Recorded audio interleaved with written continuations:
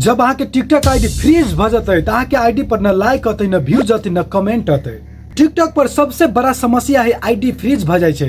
साथ ही सब ID freeze कैला होय छै ओहि के 3 गो महत्वपूर्ण कारण बताबा जा रहल छी जे 3टा गलती अहाँ सब करे छै और वही के कारण से अहाँ के आईडी फ्रीज भ जाय छै और न लाइक अबै छै न व्यूज अबै छै न कमेंट अबै छै और लास्ट में आप परेशान होय छै। सबसे पहला गलती टिकटॉक पर वीडियो अपलोड करे छी और बार बार वही के चेक करते रहे छी कि लाइक अले कि नहीं अले, व्यूज अले कि नहीं अले। वीडियो अपलोड कैला के बाद में 2 घंटा 3 घंटा बाद चेक करबे तो नहीं फर्क पड़े छै, लेकिन वीडियो अपलोड करते मात्र बार बार चेक करे छी कि लाइक अले कि नहीं अले। एहन गलती नहीं करे। दोसर गलती, सबसे बड़ा गलती, वीडियो टिकटॉक पर अपलोड कर दे छे लेकिन वही के कुछ देर बाद अहाँ डिलीट कर दे छिए। टिकटॉक पर जे भी वीडियो अपलोड करे छी ओके डिलीट नहीं करे के होय छै।